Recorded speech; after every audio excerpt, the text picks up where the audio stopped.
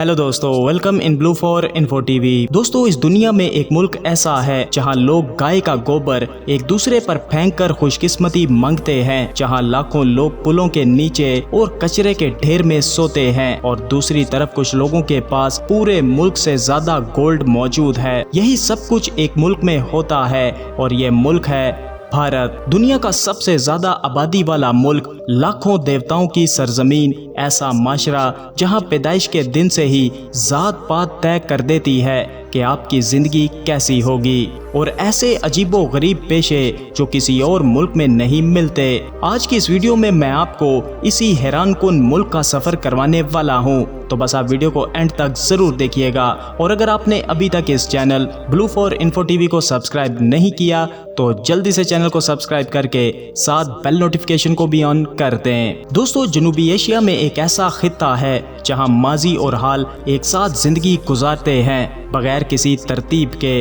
लाखों लोग एक ही जगह पर इकट्ठे रहते हैं और यहाँ का हर कोना आपकी दुनिया देखने की सोच को बदल सकता है। ये दुनिया का सबसे ज्यादा आबादी वाला, सबसे ज्यादा रूहानी और सबसे ज्यादा मुतजाद मुल्क है। यहाँ सफर करना महज सियाहत नहीं बल्कि एक तजर्बा है। शहर एक जिंदा जिस्म की तरह काम करता है। सड़कें कभी खाली नहीं होती, बाजार हर वक्त भरे रहते हैं और इंसानों का एक समंदर हर तरफ बहता रहता है। यहाँ ऐसे त्योहार मनाए जाते हैं जो कहीं और देखने को नहीं मिलते, और गुर्बत और दौलत का फर्क इतना ज्यादा है कि समझना मुश्किल हो जाता है। यही तजाद यहाँ के खाने में भी नजर आता है।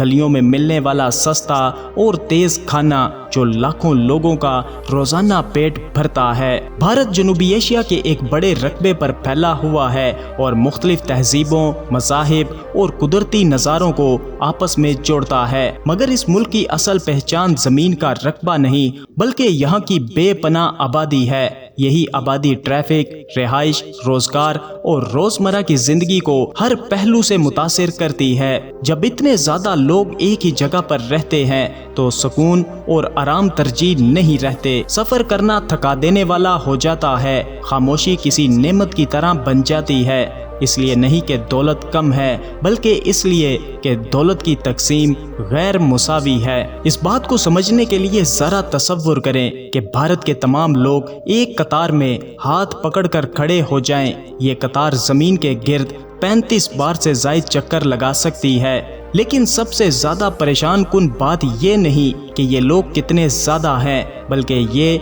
इनकी तादाद हर रोज बढ़ती जा रही है। भारत में हर 2 सेकंड में एक नया बच्चा पैदा होता है। हर महीने 1.5 मिलियन से ज्यादा अफराद आबादी में शामिल हो जाते हैं, यानी यूरोप के किसी बड़े शहर के बराबर। असल परेशानी ये है कि ये नौमौलूद कहाँ रहेंगे, क्योंकि सबके लिए घर तैयार नहीं है। इस बात को समझने के लिए माजी पर नजर डालना जरूरी है।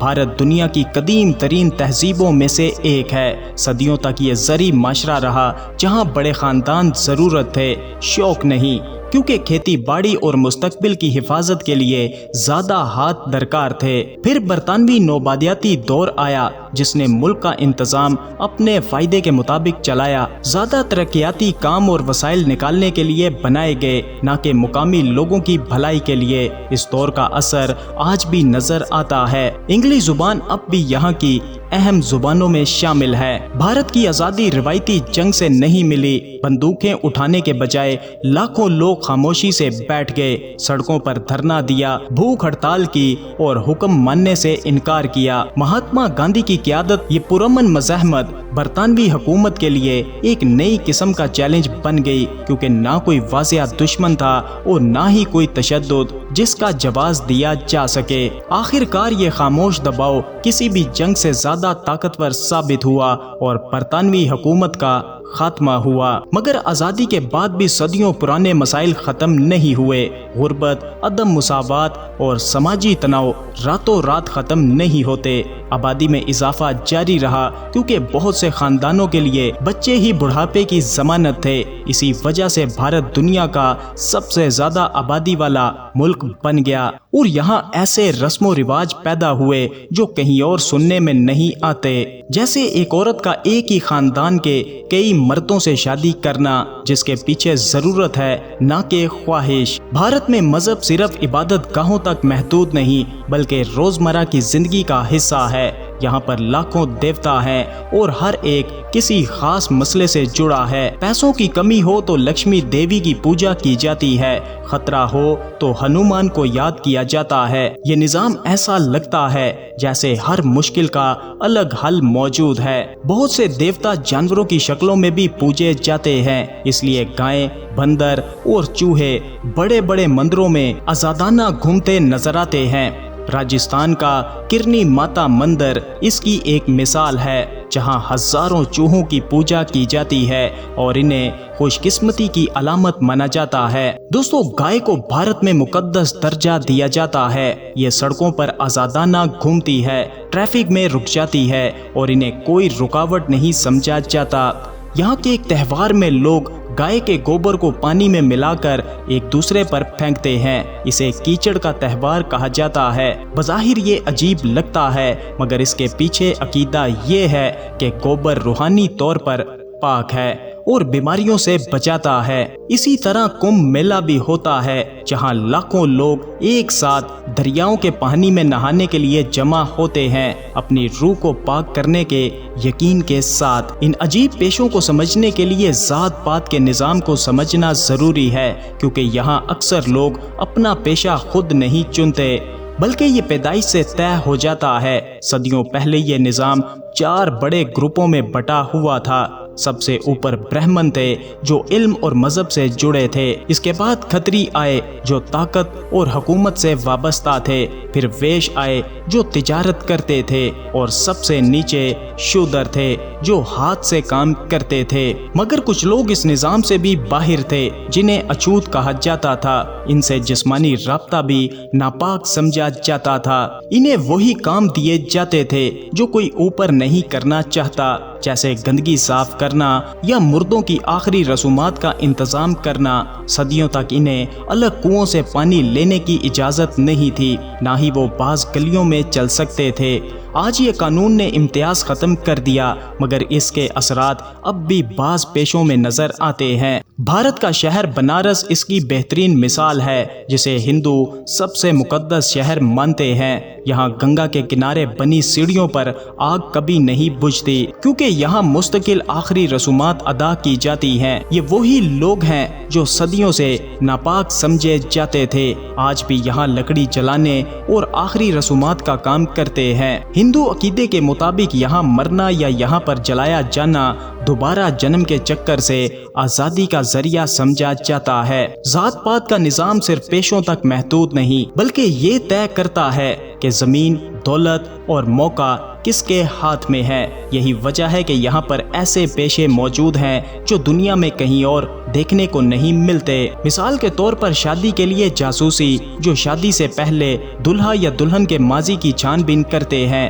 ملک میں 15,000 سے زائد ایسے جاسوس کام کرتے ہیں۔ ممبئی جیسے شہر میں تھوکنے پر جرمانہ کرنے والے انسپیکٹر بھی موجود ہیں، کیونکہ پان کھانے کی عادت کی وجہ سے سڑکوں پر تھوک پھینکنے کا مسئلہ بہت زیادہ ہو چکا ہے۔ یہاں سڑکوں پر ہی چھتری ٹھیک کرنے والے، بال کاٹنے والے اور بغیر کسی طبی آلے کے ہڈی جوڑنے والے بھی آسانی سے مل جاتے ہیں۔ بھارت دنیا میں گولڈ کے سب سے بڑے ذخیروں میں سے ایک رکھنے والا ملک ہے، خاص طور پر عام گھرانوں کے پاس شادیوں میں غریب خاندان بھی برسوں قرض میں ڈوب کر زیورات خریدتے ہیں۔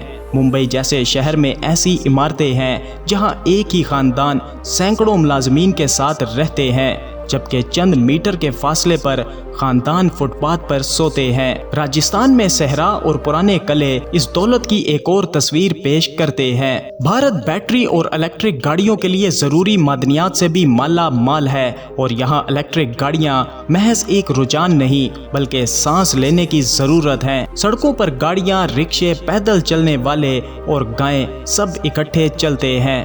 آگرہ شہر میں تاج محل جیسی شاہکار عمارت بھی موجود ہے جو کہ محبت کی یادگار ہے، مگر اس کے ارد گرد غریب بستیاں بھی موجود ہیں جہاں لوگ سڑکوں پر زندگی گزارتے ہیں۔ بھارت ملک کا دل کہلانے والا ممبئی اتنا مہنگا شہر ہے کہ مکان کا کرایہ اتنا زیادہ ہے کہ غریب لوگوں کے لیے کچی بستیوں میں رہنا ہی واحد حل ہے۔ دھاروی جیسی بستیوں میں ری سائیکلنگ، چھوٹے کارخانے اور غیر رسمی معیشت چلتی ہے جو لاکھوں لوگوں کو روزی فراہم کرتی ہے۔ پانی اور صفائی کی کمی کے باوجود یہاں ایک مضبوط برادری کا نظام موجود ہے۔ سڑکوں پر ملنے والا کھانا سستا اور تیز ہے اور یہی لاکھوں لوگوں کا روزانہ پیٹ بھرتا ہے۔ یہاں کے تفریحی پارکس میں بھی پرانی اور بظاہر غیر محفوظ مشینیں چلتی ہیں مگر لوگ ان کا استعمال ضرورت کے تحت کرتے ہیں۔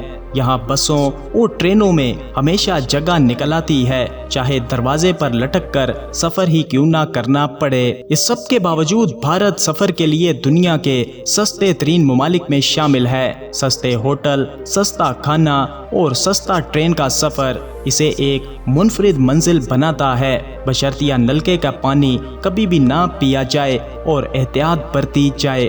دوستو، بھارت ایک ایسا ملک ہے جہاں دولت اور غربت، روایات اور جدیدیت ایک ساتھ سانسیں لیتے ہیں۔ یہ سفر آسان نہیں مگر یہ آپ کی سوچ بدل سکتا ہے۔ تو دوستو، یہ تھا جنوبی ایشیا میں بسا ایک حیرت انگیز اور تاریخی ملک بھارت۔ اپنی رائے کا اظہار ویڈیو کو لائک اور کمنٹ کر کے ضرور کیجیے گا۔ ملتے ہیں کسی نئی ویڈیو کے ساتھ، تب تک کے لیے خدا حافظ۔